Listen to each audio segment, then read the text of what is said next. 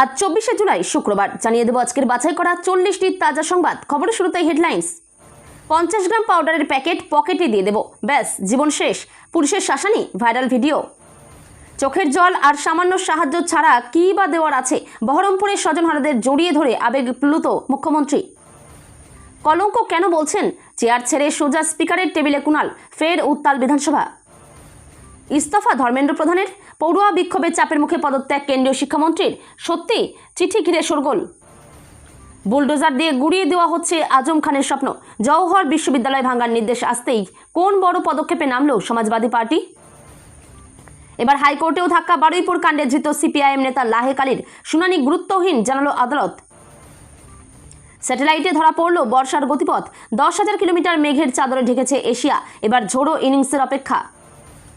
এক ধাক্কায় 5% ডিএ বাড়ল রাজ্য সরকারি কর্মীদের। চলতি মাসের বেতনে মিলবে বাড়তি টাকা। শুভেন্দুর সঙ্গে তুলনা টানবেন না, কপিল সিব্বলকে শটান জবাব বিচারপতির। হাইকোর্টে অস্বস্তিতে অভিষেক। মহিলা বিক্ষোভকারীকে চড় মারার ভিডিও ভাইরাল। যন্তর মন্তরের দায়িত্ব থেকে সরানো হলো দিল্লি পুলিশের অতিরিক্ত ডিসিপিকে। কংগ্রেস সরকার পড়েছিল তার অনশনে। ছাত্রদের সমর্থনে এবার আন্দোলনে আন্না হাজারে। দোলার দৌড়াতে কালীঘাটে হাঁসফাঁস। কল্যাণ থেকে শ্রেয়া নীলাঞ্জন, ফুসছেন মমতাপন্থীরা। কি এমন কাণ্ড ঘটিয়েছেন রাজ্যসভার সাংসদ? 1 বছরের লড়াই শেষে শুভেন্দুর নির্দেশেই বাজিমাত। তামান্না হত্যা মামলায় যুক্ত হলো মারাত্মক অস্ত্র আইন। শেখ হাসিনার দেশে ফেরার হুঙ্কারেই কি তড়িঘড়ি পদচ্যুতি? রাষ্ট্রপতিকে সরানোর নেপথ্যে কোনো বড় রাজনৈতিক খেলা শুরু হলো? স্মার্ট মিটার নিয়ে বিধানসভায় বিস্ফোরক। মোস্তাফিজুর রহমান, সিপিএম বিধায়ক এমন প্রশ্ন তুললেন। সিদ্ধান্ত বদলাবে সরকার? 1 সপ্তাহে 83 বার ভূমিকম্প। ইরান কি গোপনে পরমাণু পরীক্ষা চালালো? পাহাড়ের 100 মিটার গভীরে লুকিয়ে রহস্য। ঘুম উড়ল আমেরিকার। নন্দীগ্রামে মমতা ভোটে হারায় কম্পালসারি ওয়েটিং পাঠানো হয় 10 জন আইপিএসকে। বিধানসভায় বিস্ফোরক বিজেপি বিধায়ক। 25শে জুলাই বিধানসভায় ভূমিকম্প। শুভেন্দুর সুনামি, তোলপাড় রাজ্য রাজনীতি। রেয়াত নেই মমতার। লাইনে দাঁড়ানোর দিন শেষ। এবার বাড়িতে বসে মাত্র 10 মিনিটে বানান ডিজিটাল প্যান কার্ড। জানুন সহজ পদ্ধতি। 21শে জুলাইয়ের সভায় আদালত অবমাননা। কালীঘাট তৃণমূলের বিরুদ্ধে শতপ্রণোদিত মামলা দায়ের পুলিশের। কি অভিযোগ? Kolkata CJP rally. সিজেপির ব্যানারে মিছিলের অনুমতি চেয়ে মেল কলকাতা পুলিশকে। জাতিগত শংসাপত্রের ক্ষেত্রে পুরনো জমির দলিল বাধ্যতামূলক নয়, জেলা শাসকদের নির্দেশ নবান্নের। পেশাদার বিদেশি লোকেদের পুতুল। দিল্লির সিজেপি বিক্ষোভ নিয়ে মুখ খুললেন দিলীপ ঘোষ। 2029 সালের মধ্যে চালু হবে এক দেশ এক নির্বাচন, জানালেন যৌথ সংসদীয় কমিটির চেয়ারম্যান। বিশুদ্ধ পেট্রোল আর পাওয়া যাবে না। E20 জ্বালানি নিয়ে সবথেকে বড় ঘোষণা কেন্দ্রের। বাড়ল অনেকের চিন্তা। বাংলা থেকে ধার করা ডিম দাওয়াই দক্ষিণ ভারতেও। ডিমের খোল কুসুমে স্নান বিজেপির হেভিওয়েট বিধায়কের। রেয়াত করা হবে না কাউকেই। তোলাবাজির অভিযোগে বরখাস্ত বিজেপি নেতা তুহিন। তৃণমূলের বিদ্রোহী 20 সাংসদ এবার সরাসরি বিজেপিতে। এনসিপিআই নিয়ে বড় সিদ্ধান্তের পথে স্পিকার। ফের তৃণমূলের পার্টি অফিস খুলতেই উদ্ধার কন্ডোম সহ বহু জিনিসপত্র। অনন্তনাগে জঙ্গি হামলায় নিহত এক পুলিশ। পাল্টা আক্রমণের 2 লস্কর বাহিনীর বাড়ি গুড়িয়ে দিল সেনা। এতক্ষণ শুনছিলেন সংবাদ শিরোনাম, এবার শুনবেন বিস্তারিত খবর। ড্রাগ কেসে ফাঁসিয়ে দেব, জীবন বরবাদ হয়ে যাবে। ঠিক এই ভাষাতেই এক পুলিশ কর্মীকে শাসানি দিতে দেখা গিয়েছে কয়েকজন তরুণকে। এক্স মাধ্যমে মুম্বাই কংগ্রেসের তরফে এই ভিডিও শেয়ার করা হয়েছে। আমাদের চ্যানেল এই ভিডিওর সত্যতা যাচাই করেনি। কি বলছেন ওই পুলিশকর্মী? মুম্বাই কংগ্রেস এক্স মাধ্যমে তাদের হ্যান্ডেল থেকে যে ভিডিও শেয়ার করেছে, সেখানে দেখা গিয়েছে গাড়িতে চালকের আসনে বসে রয়েছেন এক ব্যক্তি, যার পরনে পুলিশের উর্দি। ওই ব্যক্তি পিছনের আসনে বসে থাকা কয়েকজনের উদ্দেশ্যে বলছেন, এখানে যদি আর কোথাও দেখি তাহলে আমার থেকে খারাপ কেউ হবে না। সোজা 50 গ্রাম পাউডারের প্যাকেট পকেটে দিয়ে দেবো, ব্যাস জীবন শেষ, জামিনও পাবে না। তোমাদের জন্য আমাদের যত সমস্যা, যদি দেখি আবার ঘুরে এসেছো। গত 17 জুলাই সকালে বহরমপুর থানার গোবিন্দপুর রেলগেটে পুলকারের ট্রেনের ধাক্কায় প্রাণ হারানো 5 জনের শোকার্ত পরিবারের পাশে দাঁড়াতে গোবিন্দপুরে এসেছিলেন মুখ্যমন্ত্রী শুভেন্দু অধিকারী। বৃহস্পতিবার দুপুরে সরাসরি বহরমপুর স্টেডিয়ামের হেলিপ্যাডে নামেন তিনি। সেখান থেকে সড়কপথে দুর্ঘটনাস্থল পরিদর্শনের পর সোজা পৌঁছান মৃত পড়ুয়াদের গ্রামে, যেখানে একটি উঠোনে প্রশাসনিক সহায়তার আয়োজন করা হয়েছিল। সেখানে উপস্থিত হয়ে নিহতদের পরিবারের সদস্যদের সঙ্গে ব্যক্তিগতভাবে কথা বলেন মুখ্যমন্ত্রী। স্বজনহারা পরিবারগুলির আর্তনাদ শুনে তিনি নিজেই অত্যন্ত আবেগাপ্লুত হয়ে পড়েন।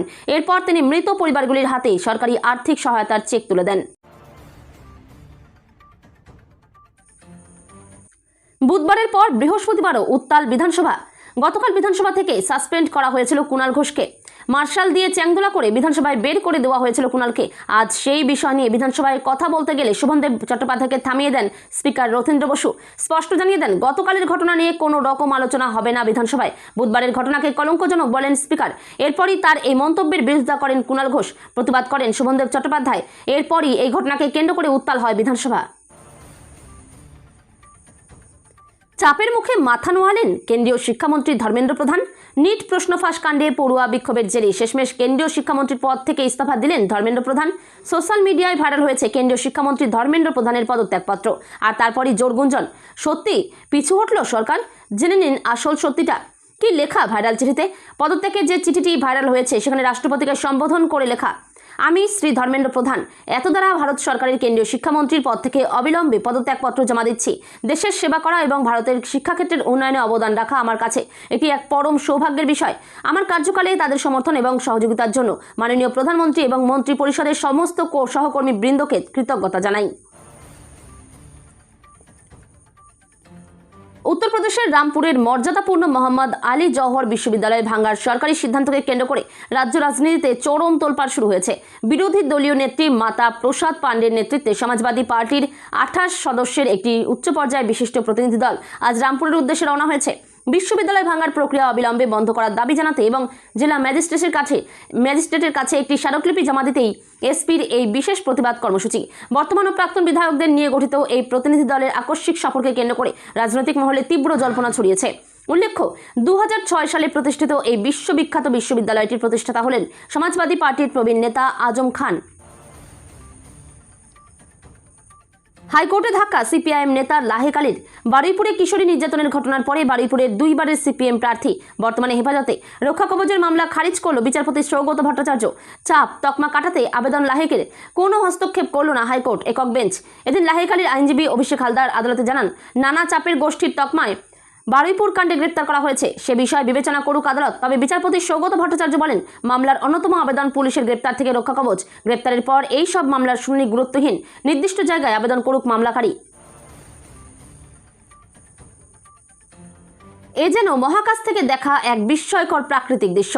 উত্তর ভারত থেকে হিমালয়, চীন হয়ে দক্ষিণ কোরিয়া পর্যন্ত বিস্তৃত প্রায় 7,000 থেকে 10,000 কিলোমিটার দীর্ঘ বিশাল বৃষ্টির মেঘের ব্যান্ড ধরা পড়েছে সর্বশেষ উপগ্রহ চিত্রে।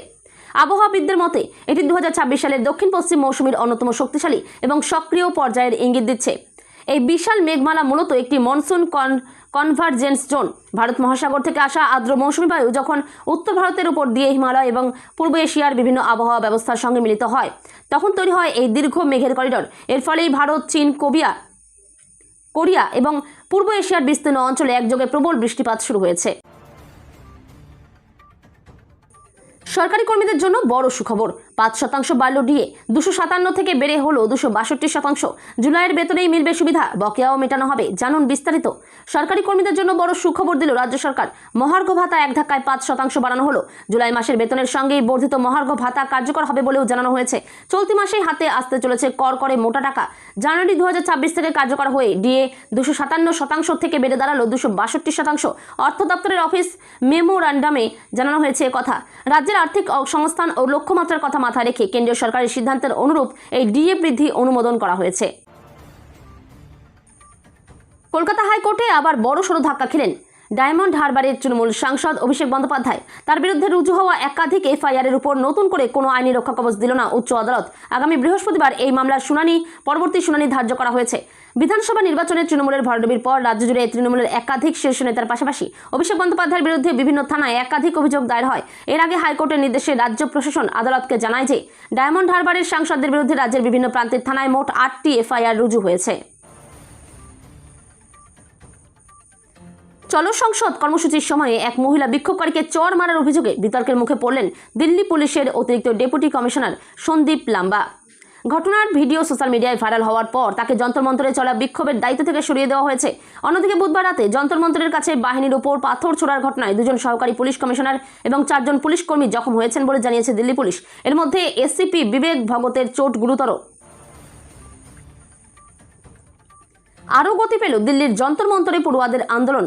এবার ছাত্রদের সমর্থনে এগিয়ে এলেন সমাজকর্মী আন্না হাজারে। পড়ুয়াদের পাশে দাঁড়িয়ে আগেই প্রধানমন্ত্রী নরেন্দ্র মোদীকে চিঠি দিয়েছিলেন আন্না। এবার তিনি নিজেই মৌন আন্দোলন শুরু করলেন।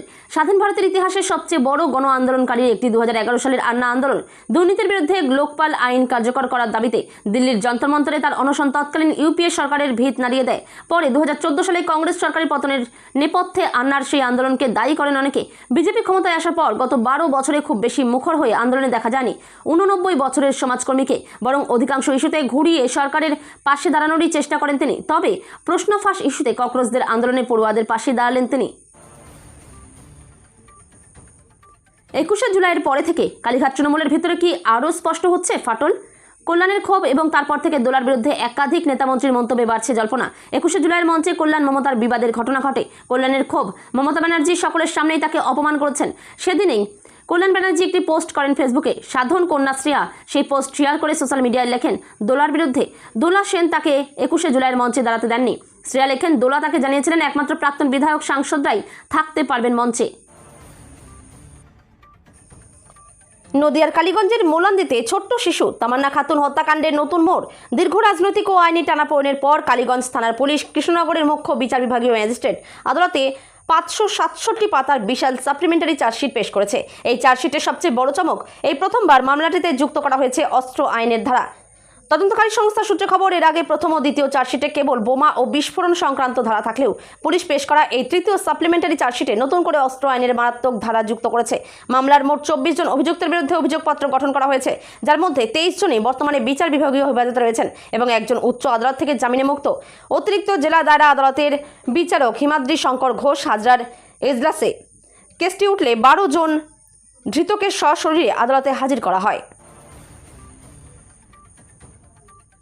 শেখ হাসিনার দেশে ফিরে আসার চাঞ্চল্যকর ঘোষণার পরেই রাজনৈতিকভাবে কেঁপে উঠেছে বাংলাদেশ।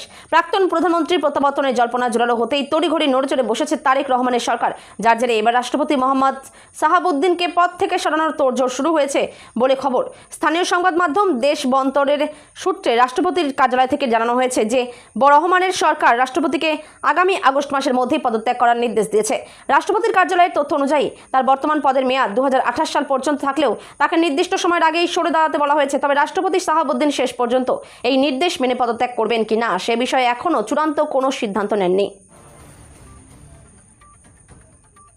রাজ্য বিধানসভার বাজেট অধিবেশনে বিদ্যুৎ দপ্তর ও সাম্প্রতিক বিতর্কিত স্মার্ট মিটার ইস্যুতে রাজ্য সরকারের নীতির কড়া সমালোচনা করলেন ডোমকলের সিপিআইএম বিধায়ক মোস্তাফিজুর রহমান। বাজেট বরাদ্দের 43 নম্বর দাবির ওপর আলোচনায় অংশ নিয়ে তিনি রাজ্যের বিদ্যুৎ সংকট, আর্থিক অনিয়ম এবং সাধারণ মানুষের ভোগান্তির চিত্র তুলে ধরেন। বক্তব্যের শুরুতেই বিধায়ক অভিযোগ করেন রাজ্য সরকারের খামখেয়ালিপনার কারণে পশ্চিমবঙ্গ আজ বিদ্যুৎ ঘাটতির রাজ্যে পরিণত হয়েছে।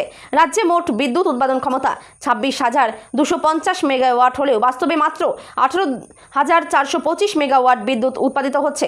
দুর্গাপুর, মেজিয়া এবং কোলাঘাট তাপবিদ্যুৎ কেন্দ্রগুলি তাদের নির্ধারিত মেয়াদের সীমা পেরিয়ে জরাজীর্ণ অবস্থায় চলছে বলে জানান তিনি। উদাহরণ টেনে তিনি বলেন, দুর্গাপুর তাপবিদ্যুৎ কেন্দ্রে দৈনিক 8,500 মেট্রিক টন কয়লার জায়গায় সরবরাহ হচ্ছে মাত্র 6,200 মেট্রিক টন, অর্থাৎ প্রায় 27% ঘাটতি রয়েছে। ইরানের খুজেস্তান প্রদেশে 5 মাত্রার ভূমিকম্প অনুভূত হয়েছে বারবার। ভূপৃষ্ঠ থেকে 12 কিলোমিটার নিচে কম্পনের উৎস, তবে এতে উল্লেখযোগ্য ক্ষয়ক্ষতির তথ্য পাওয়া যায়নি। এদিকে তেহরান বিশ্ববিদ্যালয়ের ভূ পদার্থবিদ্যা ইনস্টিটিউটের ভূকম্পন নেটওয়ার্কের তথ্য বলছে, ইরান জুড়ে 3 থেকে 10 জুলাই পর্যন্ত এক সপ্তাহে 83টি ভূমিকম্প অনুভূত হয়েছে। এর মধ্যে 3-এর কম মাত্রার 71টি, 3 থেকে 4 মাত্রার 10টি এবং 4 থেকে 5 মাত্রা 2টি ভূমিকম্প সংঘটিত হয়েছে। বিশ্লেষকদের কেউ কেউ মনে করছেন গোপনে পরমাণু কেন্দ্রে পরীক্ষা চালানোর জন্য এই ভূকম্পন অনুভূত হয়ে থাকতে পারে, কারণ খুজেস্তানে রয়েছে ইরানের পরমাণু কেন্দ্র। অন্যদিকে পরমাণু কেন্দ্র না থাকলেও সামরিক তৎপরতার কেন্দ্রবিন্দু খোরাসান। এর আগে 2025 থেকে 2026 সালের মাঝামাঝি পর্যন্ত এক বছরে সেখানে 2380টি কম্পন অনুভূত হয়। 2021 সালে মমতা বন্দ্যোপাধ্যায় নন্দীগ্রামে ভোটে হারায় 10 জন আইপিএস অফিসারকে কম্পালসারি ওয়েটিংয়ে পাঠিয়েছিল রাজ্য সরকার। বিধানসভায় দাঁড়িয়ে এমনই চাঞ্চল্যকর অভিযোগ তুললেন জগদ্দলের বিধায়ক এবং প্রাক্তন আইপিএস অফিসার রাজেশ কুমার। শুধু নন্দীগ্রামের এই ঘটনা নয়, পার্ক স্ট্রিট গণধর্ষণ কাণ্ডের তদন্তকারী অফিসার দময়ন্তী সেনকে মমতা বন্দ্যোপাধ্যায় সরকার হয়রান করেছিল বলে এদিন অভিযোগ করেছেন জগদ্দলের বিজেপি বিধায়ক। এদিন বিধানসভায় স্বরাষ্ট্র দপ্তরের বাজেট সংক্রান্ত আলোচনায় বক্তব্য রাখতে গিয়ে তৃণমূল সরকারের আমলে পুলিশ আধিকারিকদের হয়রান এবং অপদস্থ করার মতো গুরুতর অভিযোগ তুলেছেন রাজেশ কুমার। দময়ন্তী সেনের নাম না নিয়ে পার্ক স্ট্রিট গণধর্ষণ কাণ্ডের উদাহরণ দিয়ে রাজেশ কুমার বলেন, একজন সিনিয়র আইপিএস মহিলা আধিকারিক যখন পার্ক স্ট্রিট কাণ্ডের তদন্ত করছিলেন, তদন্তের আগেই তৎকালীন মুখ্যমন্ত্রী এই ঘটনাকে সাজানো বলে উড়িয়ে দিয়েছিলেন। বুধবার বিধানসভায় বক্তব্য রাখেন মুখ্যমন্ত্রী শুভেন্দু অধিকারী। এদিন তার বক্তব্যে উঠে আসে ক্যাগ এবং লোকায়ুক্তের রিপোর্ট প্রসঙ্গ। মুখ্যমন্ত্রীর অভিযোগ, মমতা বন্দ্যোপাধ্যায়ের নেতৃত্বাধীন পূর্ববর্তী সরকারের আমলে বছরের পর বছর ক্যাগ এবং লোকায়ুক্তের রিপোর্ট বিধানসভায় পেশ করা হয়নি। এবার সেই রিপোর্টগুলি বিধানসভায় পেশ করে প্রয়োজনীয় পদক্ষেপের পথে হাঁটবে বর্তমান সরকার। শুভেন্দু অধিকারী স্পষ্ট জানিয়ে দেন, ক্যাগের রিপোর্টে দুর্নীতির প্রমাণ মিললে কাউকে রিয়াদ করা হবে না। প্রাক্তন মুখ্যমন্ত্রী হন বা কোনো মন্ত্রী কিংবা অন্য কোনো প্রভাবশালী নেতা, কারো বিরুদ্ধেই ব্যবস্থা নিতে পিছপা হবে না সরকার। প্রয়োজন হলে সংশ্লিষ্টদের বিরুদ্ধে এফআইআর দায়ের করার জন্য রাজ্যপালের কাছে সরাসরি সুপারিশ করা হবে বলেও জানান তিনি।